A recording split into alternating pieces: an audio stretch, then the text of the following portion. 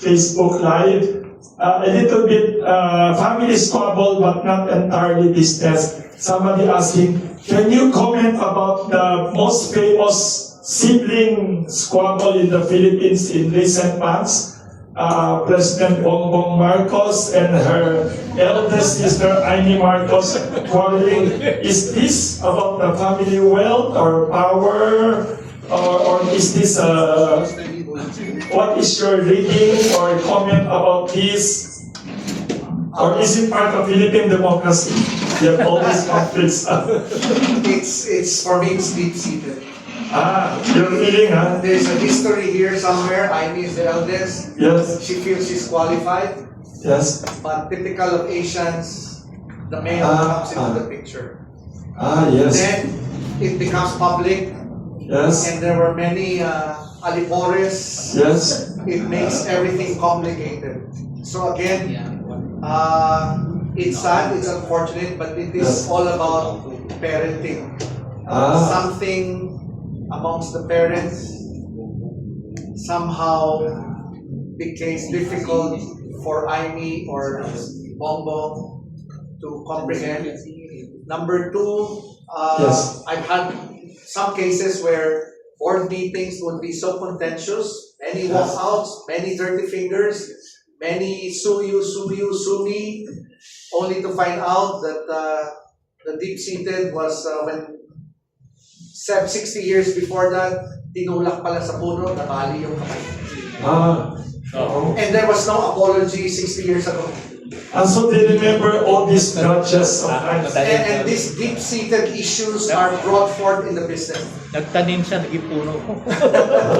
So this classic case of this Amy and Bongbong feud that became a scandal for everyone to comment has become difficult to really negate. No? So the key here is, the matriarch is no longer as active.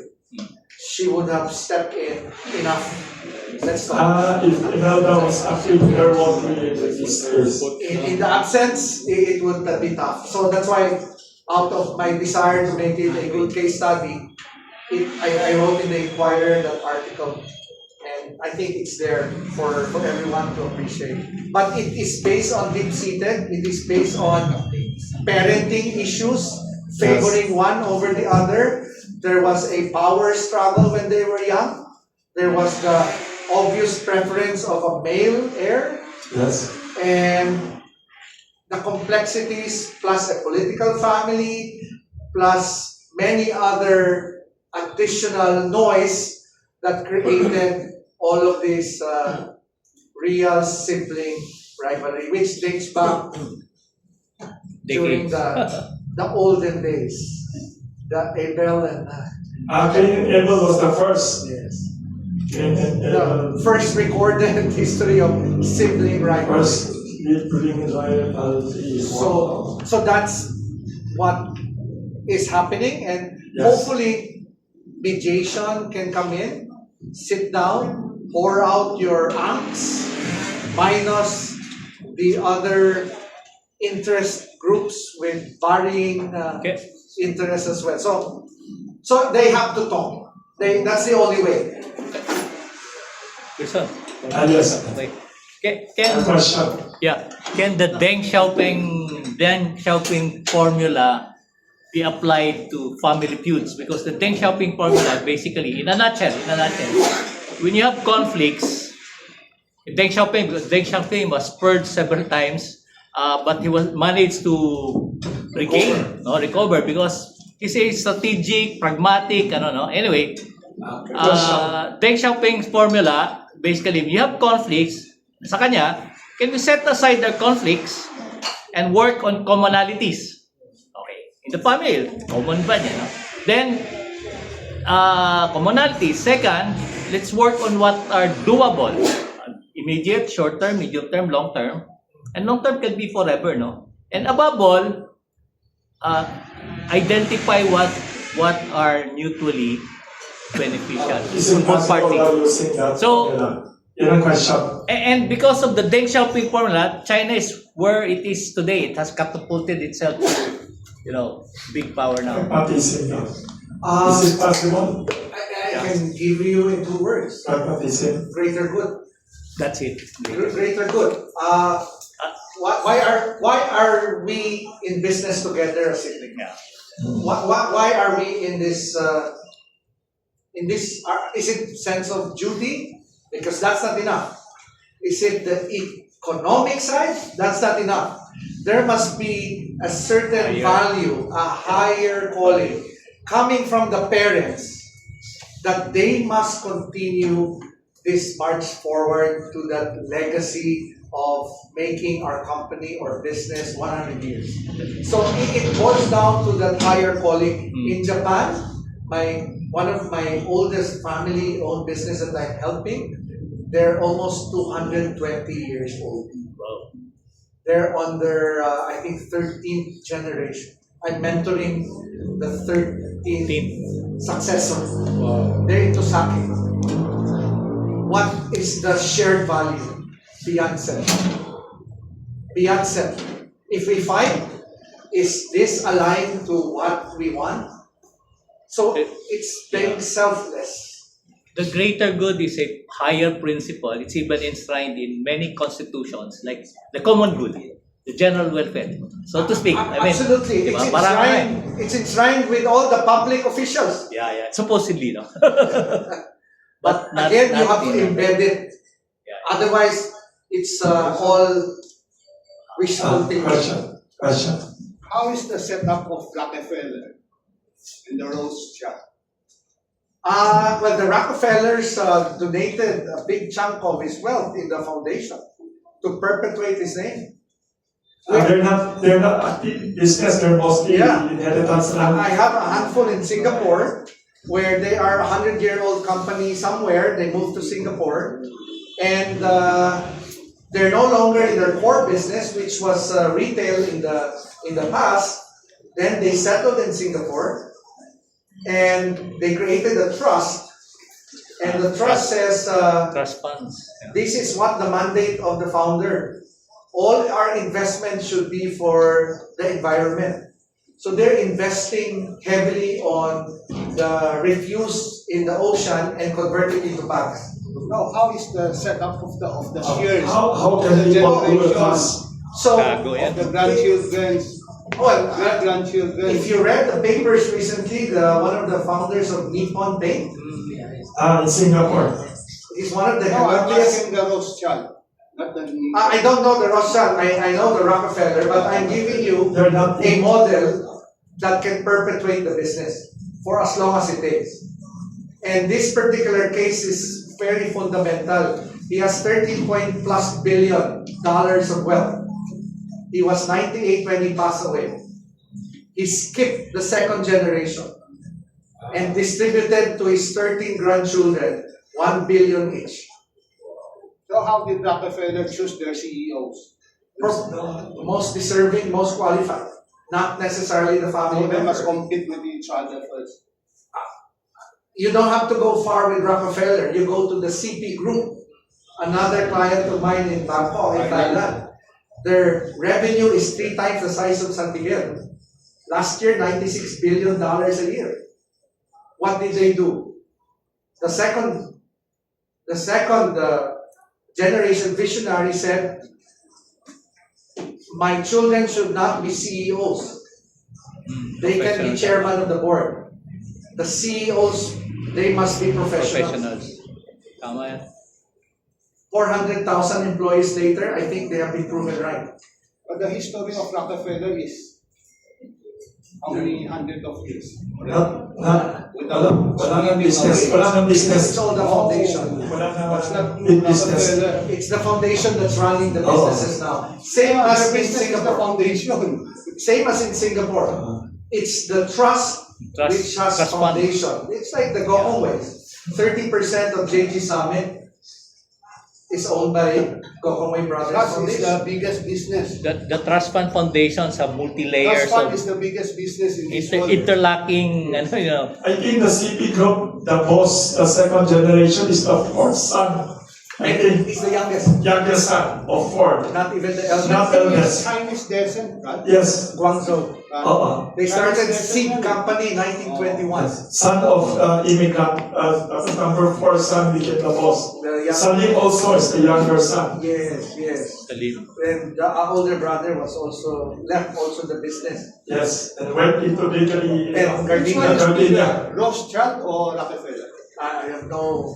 Splintered, As deep sick. splintered na yata ang Rothschild into different. For as long as the goal is legacy, and for as long as the goal is to perpetuate, like for instance, the biggest soy sauce, the Chinese soy sauce. Ano famous soy sauce was? It's in your kitchen. Li Kam Ki. Li Kam Ki. Li Kam Ki is aiming to be 1,000 years old. They're less than 150 years pa lang. But their goal is to remove family members in the organization because it's difficult when you have emotional tantrums in the business. Remove family members from Because they prefer professionals. So they are now gearing to become 1,000 years because the oldest in the world is 1,400 years. That's the Japanese. What family. the black black? Well, it's owned by investors. Not, It's not a family. Investment fund yun eh. Not the family. Holder. Some family owns it, Majority holder were Jews. and the Rothschild and the Dami Medici. yan. But not one family. So it's run, of course, by professionals. Larry Fink. So that's how, what you go back to the question, greater good, beyond self. It's hard though, because it's a journey. It's a journey. It takes years to embed it in the culture of the organization. And Ayala, the Aboitiz, they probably more of an exception. When there's conflict, what's the greater good? We're here for keeps. Hindi yung the usual na away ka agad and let the games begin. What do you think naman, Professor, of the idea? I saw a list of billionaires in the world. Majority of the wealthiest billionaires are self-made entrepreneurs. So, do you think the idea of creative destruction is also good for the economy? Like, let a few family companies flounder, let the spoiled brats go down, and let the self-made men always, every generation, become the new leaders. In some economies, like maybe that is a more dynamic economy. People go down, the incompetence just stay by the wayside, and the new, hungry, far in the belly, self-made men take over the economy. Many are like that. What do you think of this? I think fundamentally, that is the usual natural cleansing. First In the world. generation grows Yes. it.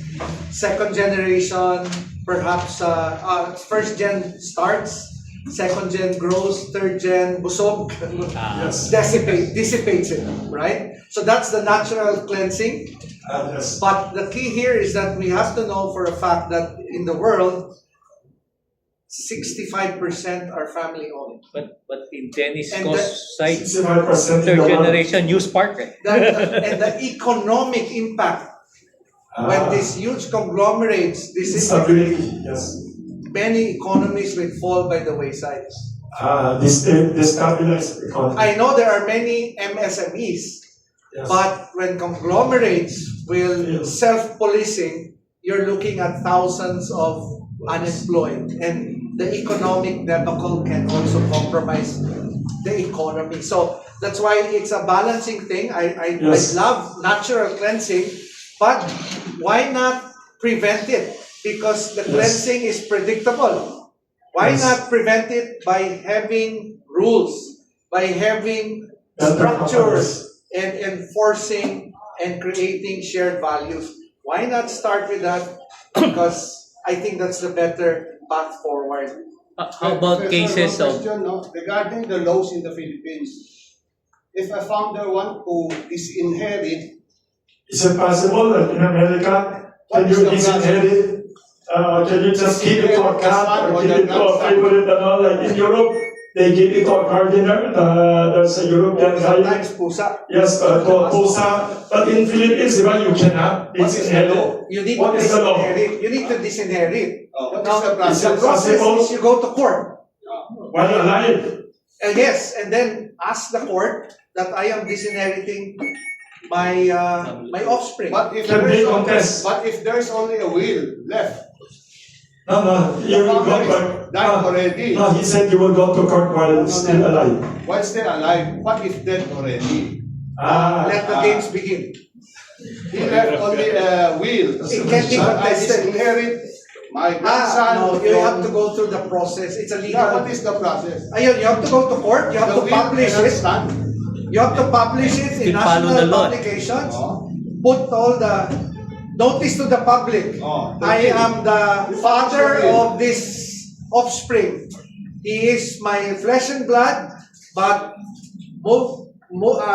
from this day on, Oh, he does not have any right. rights to whatever. Oh.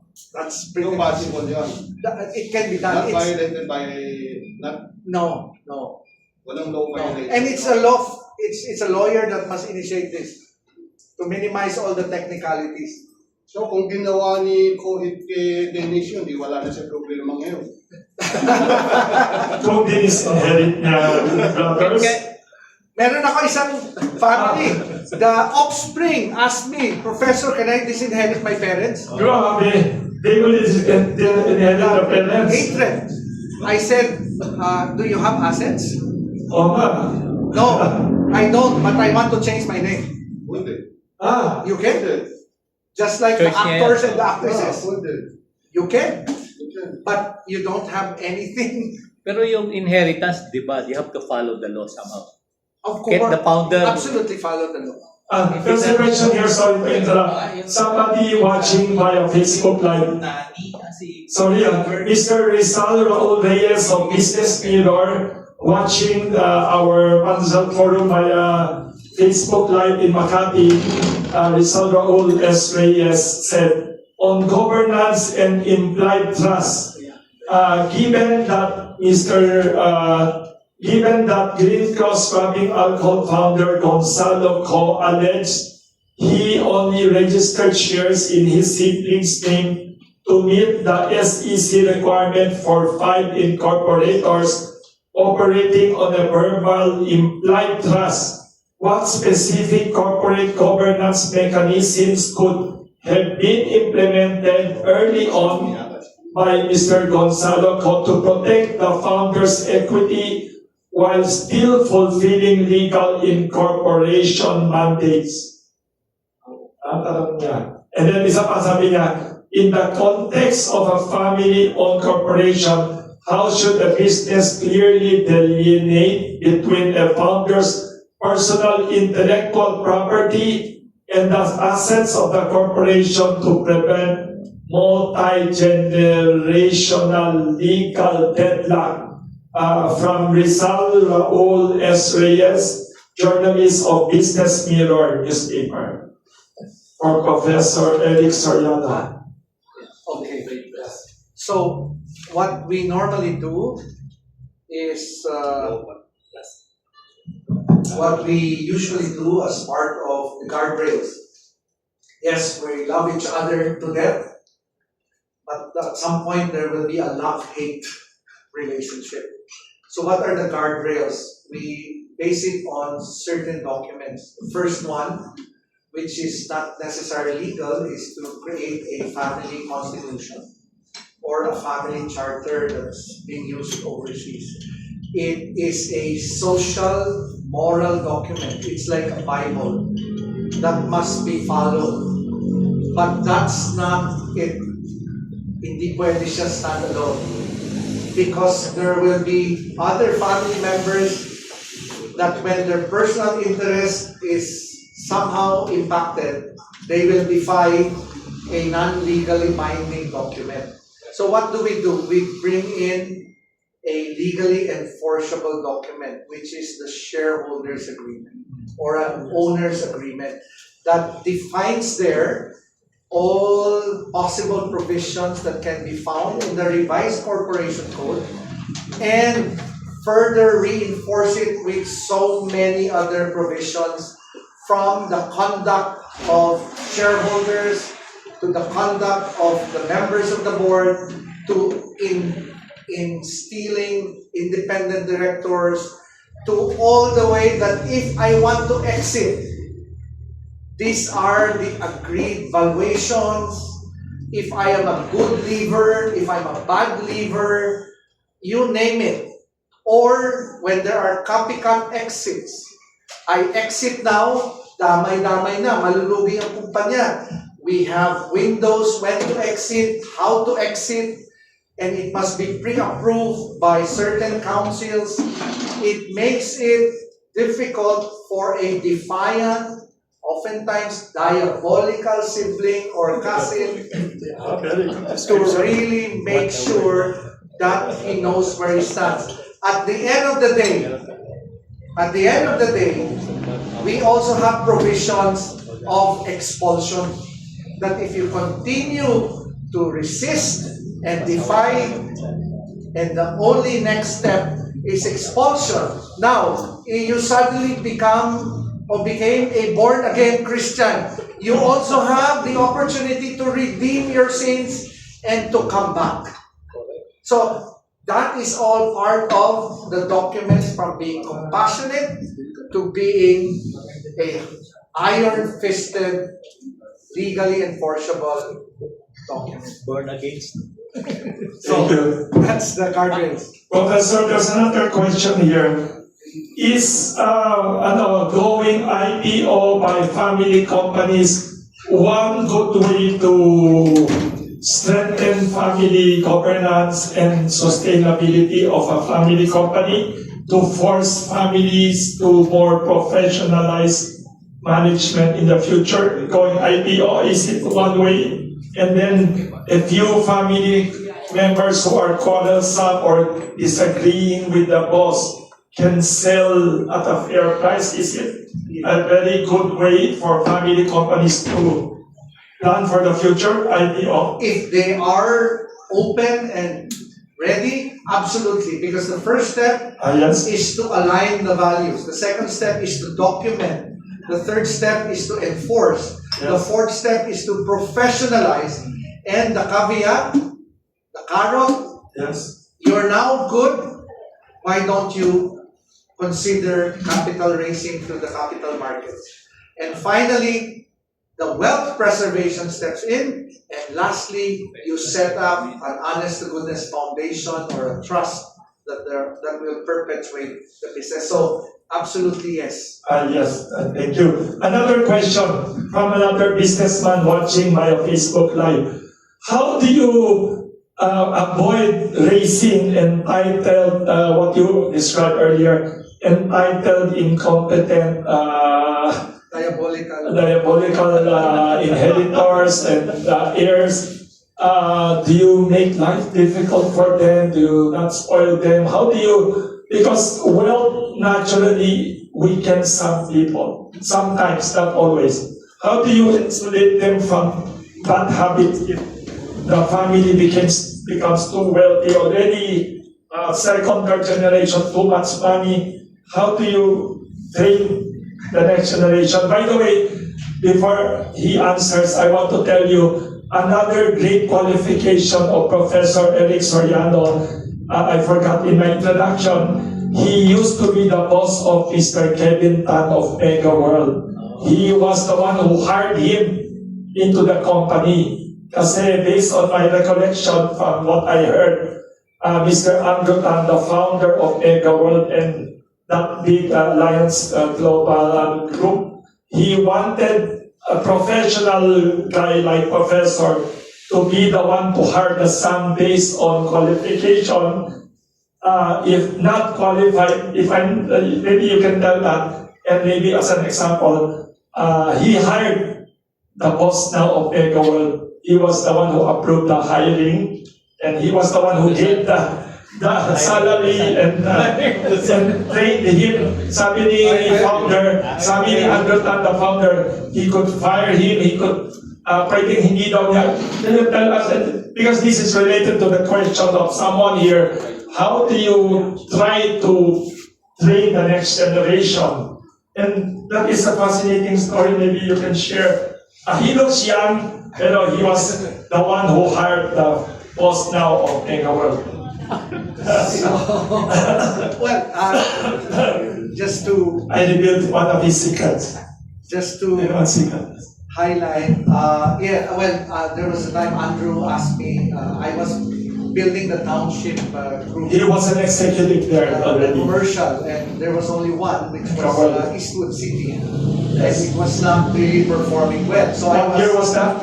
1999 or 2000. Yes. So that time, Eastwood was the only township which was encountering any problems. So I was growing the business, and one day Andrew, How did he discover you pala, by the way, Andrew Tan? He did not go to Ateneo, he went to another school. Sorry. it was a joint venture that did not materialize. I was on the other side. Which joint venture that? He was on the other side. He got you even though the joint venture. Did not. He called a few months Wow. after. He was very lucky, So the joint venture did not push through. but he got you. Then a few months, he asked me if I can join. Mm. So one day he called me up. Are you scaling your business, the business unit, the township? I said, Yes. I'm looking for more employees. I have this person in mind. His name is Clive. Something like, Clive. I said, anybody can join me because I'm looking. At the time, I only had, I think, 3 or 4 employees. wow. And then he said, I'm gonna set a meeting with this applicant. I said, sure. Just let me know. I was concerned because he was also reminding me almost every day. Wow. Don't forget your meeting with this applicant. Wow. And the night before, he texted again. The meeting tomorrow is at 8:30 a.m. Wow. I started to suspect this must be something like a relative. So at 7 o'clock in the morning, he reminded me again, Wow. are you on the way to the office? This must be a special person. Special applicant, yes. Oh, so at Di ba he told you if he's not qualified, do not hire him? Yes. Amazing. He said if not qualified, do not hire him. So at 8 a.m., a friend of mine, I think it was Charlie Yu, My professor, my political science professor sa who Ateneo. was the president of Empire East, called Charlie me, Yu. said, From Northern UP. anak ni boss, parang papunta sa office mo. Wow. Sabi ko, oops. Yung pala aplikante. So I texted Andrew, Oo. is there anything I need to know? Then he said, he is my son. Wow. Eldest son. Oo, eldest, but you try to interview him. If you think he is qualified, it's up to you. If you think he's not qualified, I have another son. Wow. That was our relationship. So when Kevin approached, I said, why Clive? Sir, that's my nickname. Give me your resume. And he gave me his resume. I said, you don't have any experience, you get the minimum wage. Wow. And from then on, I told him, in this room, there is no father-son relationship. I'm the boss. That was the start of our 10-year. What did you assign him to do, the first job? I gave him Of the eldest son. a swab of flyers. I said, you saturate. Take the floor. That was our relationship. Go to the mall to... Saturate. Wow. Eastwood is in the red. Saturate. So that was our relationship for 10 years. How long was he under you? 10 years. How much Wow. is the minimum wage? How much was the minimum wage at that I time? think 8,000 yata. 8,000. 8,000? Not something like A that. month yun. 8,000. Then I think he was driving a Volvo then. Wow. Oh. Then he texted, I think his father, then the phone rang. I said, my problema ito. I answered, Andrew was there. I don't want to interrupt your interview, but I just received this text that you're giving him minimum. I said, Akala ko may usapan na tayo na... No, sir. I'm just telling you because he's driving a Volvo. So, you may look into... You know his Adjusting. son also, Ano? Kingston. Of course, in Kingston. Yes. So that was our relationship. Eventually, Kevin dropped the Volvo, that was the S70, the gas guzzler, and ended up with the Toyota RAV. I said, I will not have special favors here. This is how it is. So, he was the most hardworking employee I had. Wow. He worked 12 hours a day. Wow. That's why I ended up knowing all her girlfriends. They niya sa Eastwood. Ah. Because he was working. There were events all the time. One day, I got a call from the father at I think 7 a.m. Yes. Your employee is still here in his room. Ah. He should be reporting to the office. I said, boss, 8:30 ang pasukan. I don't care. I'm awake already at 5 a.m. She should be out. He should be out. So I called Kevin. Oh. I think you should leave. Sir, kararating ko lang, may event sa Eastwood. Ah. He is unreasonable. I said, well, he's your father. So I suggest you go out. There were Wow. many instances that they had their own disagreements. At the end of the day, the father simply embed hard work. And I would commend Kevin for the 10 to 12 hours a day, Work. and he didn't count it. So when I resigned, because my father got sick, Yes. Kevin went to see me. Sir, baka pwede mo naman taasan sweldo ko. Wow. Sabi ko, tinaasan na kita 2 beses Ah. in the 10 years. 10 years now. Wow. Sabi niya, I'm not talking about that. I know you promoted me already to manager. My biggest fear is when I'm gonna be under Mr. Tan, he's more kuripot than you. Ano, Father? That was... So yes, I still sit in his board until now sa Alliance Global. That's the How will his compliment. son, his father be report? His older house is occupied by his son now. When the father downgraded, because dalawa na lang sila ng business. No, the father live in 8,000 square meter lot. Hindi na. Corinthian Hills. Yeah, Corinthian Hills. Shared by the other sibling. By the other son. Shared by Maybe the the other son. other younger son. Yeah. So that's our story. So What lesson to learn? lesson?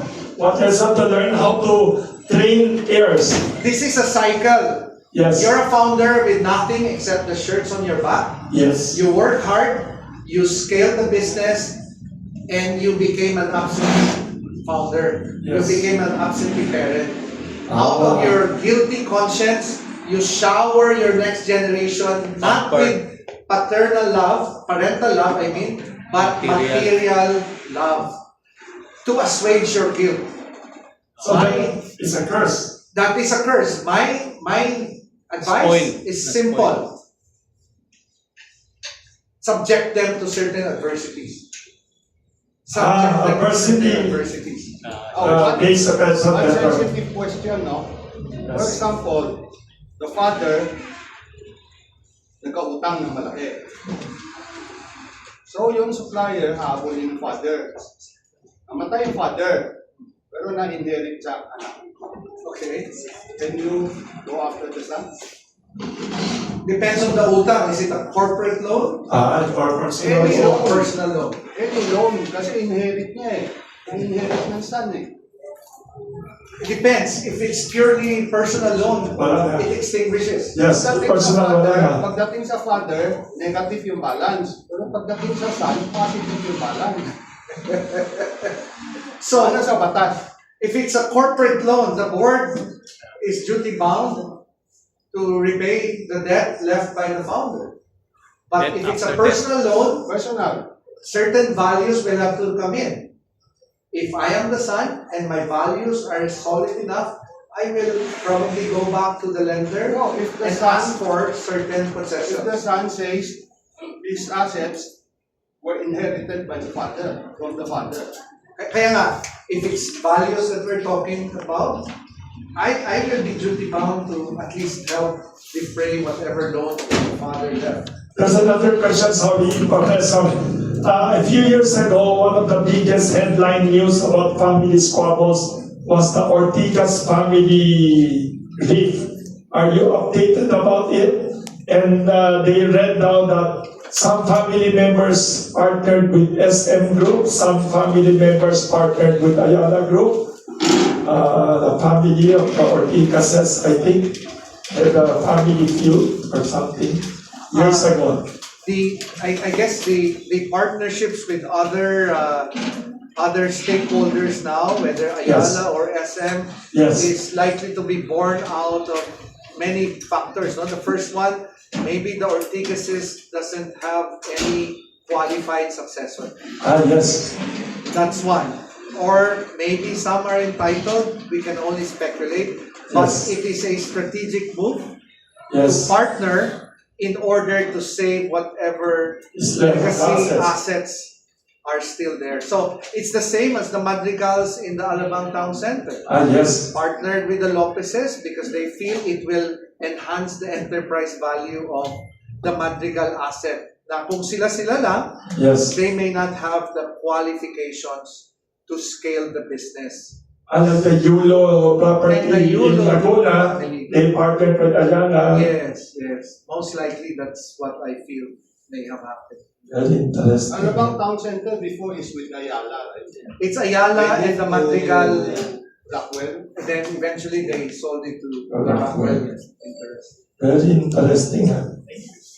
We have time for maybe one last question. Maybe Senator Nikki Cosette would like to. She's one of the best political and historical advocates in the country. Maybe you'd like to ask any question of Professor Eric Soriano. She's a nationalist and yes, Yeah, good afternoon. yes. Good afternoon to everyone. Actually, I didn't come to participate. I just came to listen. Yes, yes. Thank you very much. No, but earlier you were talking about what Deng Xiaoping Yes, what he said, said. how to Yes, maintain Yes. a good relationship and all Yes. that. I think that suggestion yes, we have to learn from. It's not just among Yes. family members or relatives, heirs, and about inheritance, etc. Yes. About two countries. yes, About two countries that still is the very sane, logical, ideal, practical suggestion. And that's the only way that we can maintain peace, yes. just like in the family feud things, peace in our country, between our country and the South China Sea. Yes, Because remember, the Middle East crisis, the Middle East, East war, is not anymore confined just to the Middle East. They Okay, moved out everyone. of there. When you go out of the Strait of Hormuz, when you go into Sri Lanka, when you go into Pakistan, Afghanistan, that is Yes, no yes. longer the Middle East. And it's Yes. moving closer to us. Okay, very close. So you have to learn to read the writing on the wall. So I thought that was a very great discussion because it's not just limited to or confined, within family feuds. It also includes, in our situation now, interregional, Geopolitical. in ASEAN especially. Remember, we had 50 years Of of peace. no foreign intervention in ASEAN. Yes, The Russians left Cam Bay, yes, yes. the Americans left Vietnam. Yes, From yes, that yes. time to this point, there was never Yes. really conflict here. So we know how to take care of ourselves. We have many religions, many different cultures, many different races, many different etc. within ASEAN, and yet we are now bigger than Europe. Yes. We are now richer than Europe. So Yes, yes. we know how to do it because the oldest civilizations can be found in our area. So let's not confine it to family feud, family matters. We have to take these same lessons so that that kind of peace that you want among families could be attained Among among countries. nations. Thank you. Thank you very much for the stage woman. Any comment from Professor Elixir Llamas? Sige. I just So many want comments, to yes. thank you, Senator Nikki, the authentic gallery Dominic. Ay, naabutan mo ba yan? Of course, Oh, of galing ka. I want to dovetail on what was mentioned. Yes. Tama ka. Whether it's a family enterprise or the geopolitical order, Yes, yes. it only takes one Donald Trump Yes, great couple. to disrupt. Yes, you're correct, you're correct. You And- just need one. And that's happening to many family members, family organizations. You just need one Donald Trump in a family to create chaos. Wow! Despite pushing for legacy, one generation later, there's one And despite the rules, curveball wow! suddenly changes the complexion. Upside down the world. So you're talking about a Donald Trump in many family-owned businesses. Wow! That's why you need to have those guardrails. Because the moment you don't have those rules, those so-called roles, and you rely on pure trust and love, No check and Minus- balance. minus all these legal documents. Pero Prof, di ba sa kontrata, the contract is only as good as the person who's behind it, right? Correct. No matter how good the That's- contract is, Exactly. That's why the Democrats are suffering. Yes, they could not They stop. could not Yeah. vote. So in short, Yes, then, yes. then you have many Donald Trumps in the Defense Department, Yes, in yes. the Attorney General's office. Yes, So everywhere. all it takes is just one disruptive personality, and everything changes. So our role advocating this is to make sure it's very solid and selfless when you pursue legacy building journeys. That's my take. plus the Prof, there's a saying that you put oil to a squeaking wheel, Yes. right? Repeat. What did you say? Oiling Oil the and squeaking squeaking. joint. Yes. Meaning, kung sino naman yung nagre-reklamo yun yung sort of na Yes. agrabyado. Agrabyado. So if he's Oh yeah. get his fair share, Yes. then you know, Because in a family business setting, ang pinakamaingay minsan they get their way. The one who's the noisiest. Maybe you, the correct person. so you either oil the squeaking joint or enforce all the agreements and throw the book on that person. That's how it should be. It's painful for the parents, but that's the only way to salvage whatever legacy he has. Ang problema, the founders, the negotiators, the big boys, the mindset that they are shrewd in business, they're extremely weak when it comes to family relationship. Why? Because they have guilt feelings.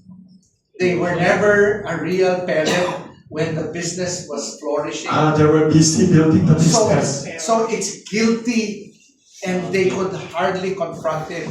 So they come to us in their deathbed. And the famous few words, Prof, bahala ka na. naku po. It ends there. So the air should drive you pala kung bahala ka na. They should not you. Yes, one short question. One question for Senator Nikki. Yes.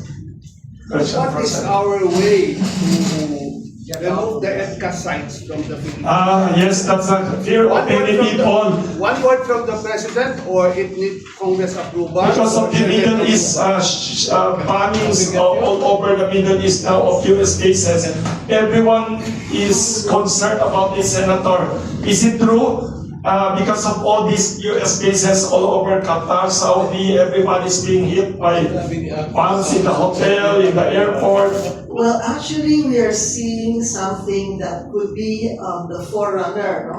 Yes. Forecaster of what can happen here. Yes. You see, the targets were all the US bases. The Yes. Arab states were hosting US bases. So Everywhere. there's no quarrel except for religion. You can Yes. remove the fact that, the Shiites and the Sunnis are really at odds with each Yes, other. always quarterly. But still, it's really the American bases that became the magnet. Look at the camera now. It's really the American bases that became the magnet. And this is what we've been trying to say. I hate to say this, but I started talking like this in 1970 when I was a freshman In UP.